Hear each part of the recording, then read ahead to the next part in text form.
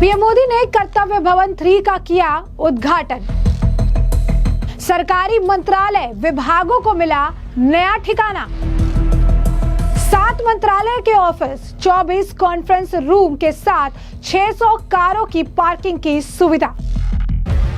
प्रधानमंत्री नरेंद्र मोदी ने नई दिल्ली में कर्तव्य पथ पर नवनिर्मित कर्तव्य भवन का उद्घाटन किया। इस दौरान उन्होंने पोस्ट करके इसकी जानकारी भी साझा की। लिखा, कर्तव्य पथ पर कर्तव्य भवन जन जन की सेवा के प्रति हमारे अटूट संकल्प और निरंतर प्रयासों का प्रतीक है। ये न केवल हमारी नीति और योजनाओं को लोगों तक तेजी से पहुंचाने में मददगार बनने वाला है, बल्कि इससे देश के विकास को भी एक नई गति मिलेगी। अत्याधुनिक इंफ्रास्ट्रक्चर की मिसाल बने इस भवन को राष्ट्र को समर्पित कर बहुत ही गौरवान्वित महसूस कर रहा हूँ। वहीं उन्होंने एक और पोस्ट साझा की जिसमें उन्होंने कर्तव्य भवन बनाने वाले श्रमिकों की भी जमकर तारीफ की। लिखा, कर्तव्य भवन विकसित और आत्मनिर्भर भारत के निर्माण के लिए हमारी प्रतिबद्धता को दर्शाता है। इसे गढ़ने वाले हमारे श्रमिकों की अथक मेहनत और संकल्प शक्ति का आज देश साक्षी बना है। उनके संवाद कर अत्यंत प्रसन्नता हुई है। इस दौरान कई तस्वीरें भी श्रमिकों के साथ पीएम मोदी की दिखाई दी। पीएम मोदी ने श्रमिकों के साथ भी बातचीत की, जिसका वीडियो सामने आया है।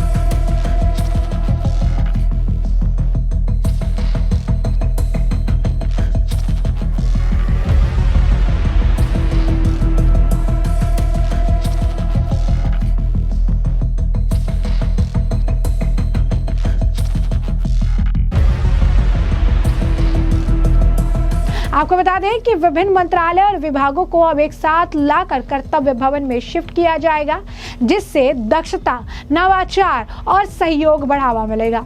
इसमें गृह मंत्रालय, विदेश मंत्रालय, ग्रामीण विकास मंत्रालय, MSME मंत्रालय, कार्मिक और प्रशिक्षण विभाग, पेट्रोलियम और प्राकृतिक गैस मंत्रालय विभाग और प्रधान वैज्ञानिक सलाहकार यानी PSA के कार्यालय होंगे। सेंट्रल विस्टा परियोजना के तहत केंद्रीय मंत्रालय और विभागों के लिए ऐसे कुल 10 भवनों का निर्माण होना है। इनमें से कर्तव्य भवन 3 बनकर तैयार हो गया है। इसका उद्घाटन प्रधानमंत्री नरेंद्र मोदी ने किया। साथ ही वो शाम कर्तव्य पथ पर एक सार्वजनिक सभा को भी आज संबोधित करेंगे। परियोजना पूरी होने के बाद किराए के तौर पर खर्च होने वाले 1500 करोड़ रुपए की अब बचत होगी। लगभग 1.5 लाख वर्ग मीटर क्षेत्र में फैले इस अत्याधुनिक कार्यालय परिसर में 2 बेसमेंट और 7 मंजिलें हैं। वर्तमान में कई प्रमुख मंत्रालय 1950 और 1970 के दशक के बीच निर्मित शास्त्री भवन, कृषि भवन, उद्योग भवन और निर्माण भवन जैसी पुरानी इमारतों से काम करते हैं, जो 1950 से 70 के दशक में बनाई गई थी। भवन में सुरक्षित और IT सक्षम कार्यस्थल, स्मार्ट एंट्री सिस्टम, इलेक्ट्रॉनिक निगरानी और कमांडो सेंटर, सोलर पैनल, सौर वाटर हीटर, वाहन चार्जिंग स्टेशन जैसी सुविधाएं हैं। ये पर्यावरण के अनुकूल निर्माण को भी बढ़ावा देता है, जिसमें अपशिष्ट जल का पुनः उपयोग, ठोस कचरा प्रबंधन प्रणाली शामिल है। इमारत को ठंडा रखने और बाहरी ध्वनि प्रदूषण को कम करने के लिए इसमें कांच की विशेष खिड़कियां भी लगाई गई हैं। 30% कम ऊर्जा का खपत कर्तव्य भवन को 30% कम ऊर्जा खपत के लिए तैयार किया गया है।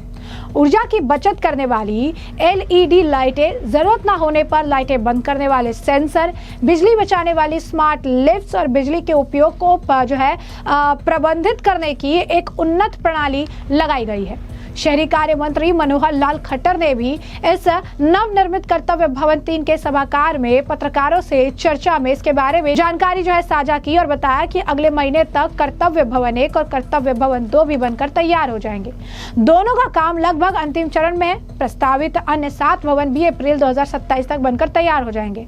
इस परियोजना पर करीब 1000 करोड़ रुपए खर्च होंगे और मंत्रालयों के लिए बनाए जा रहे इन भवनों में तकनीक, सुरक्षा और पर्यावरण अनुकूलता का पूरा ख्याल रखा जाएगा। क्या कुछ और कहना है उनका, सुनिए। आज बहुत एक विशेष अवसर आपको इस अवसर पर बुलाया गया है।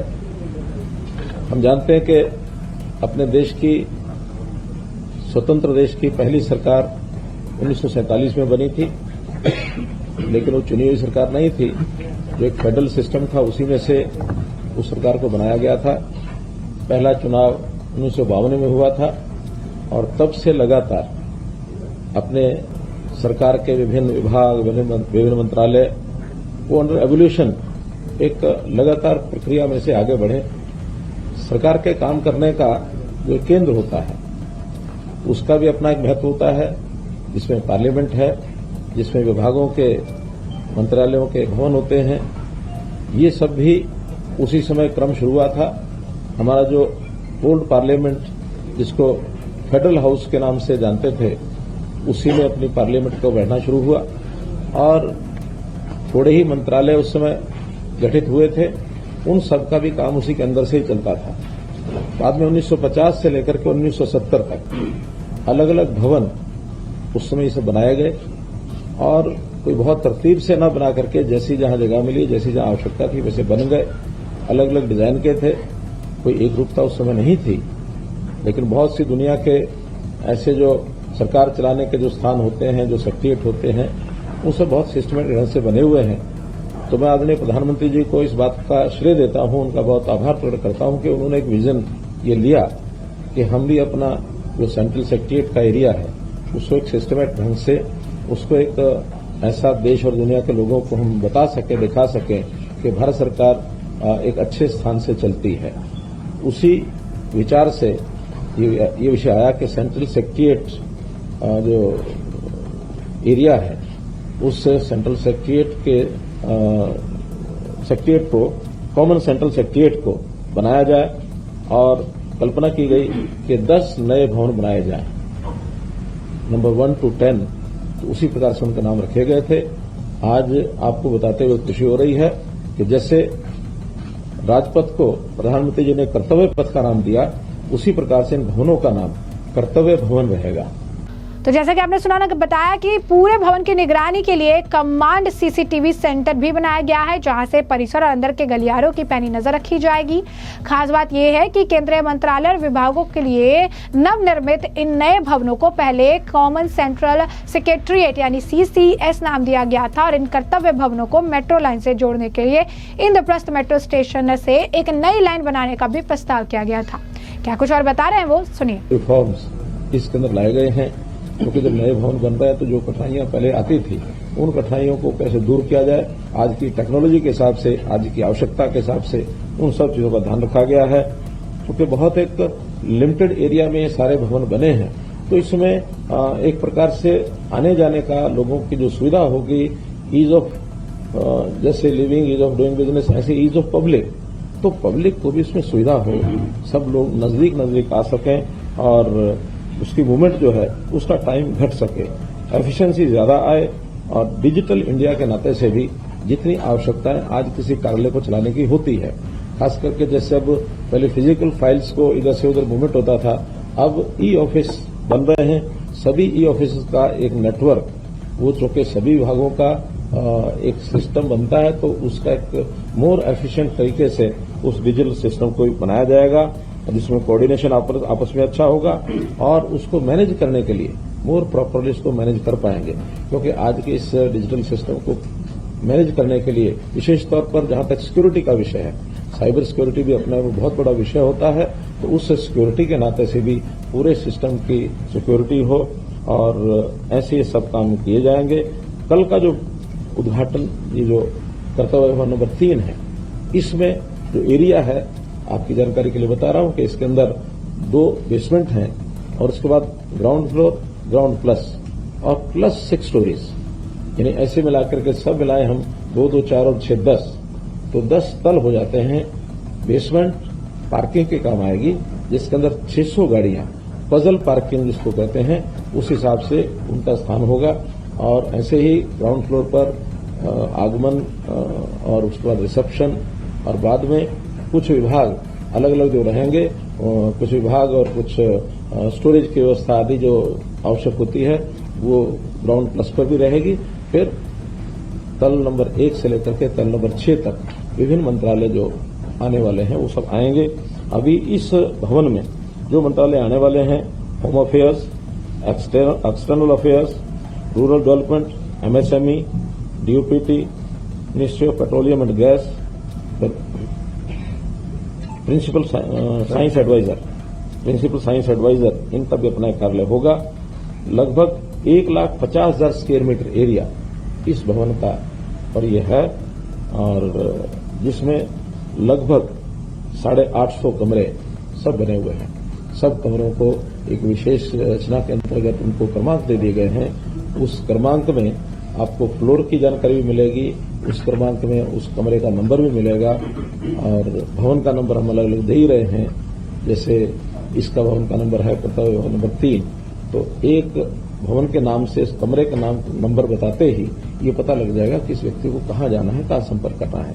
इस प्रकार से उसकी सारी की रचना की गई है और मैं समझता हूँ कि एक मोटी मोटी जानकारी आपको ये बताई है। एक प्रेजेंटेशन हमारे सेक्रेटरी साहब श्रीनिवास जी करेंगे। तो जैसे कि आपने सुना, उन्होंने एक और सवाल के जवाब में बताया कि मंत्रालय के नए और अत्याधुनिक भवनों को बनाने की जरूरत इसीलिए पड़ी क्योंकि जो मौजूदा भवन है 1950 से 70 के बीच बनाए गए थे। ये सभी पुराने हो गए हैं, इनका सालाना रखरखाव काफी महंगा हो जाता है। गौरतलब है कि मौजूदा समय में केंद्र सरकार के पास करीब 55 मंत्रालय और 93 विभाग मौजूद है।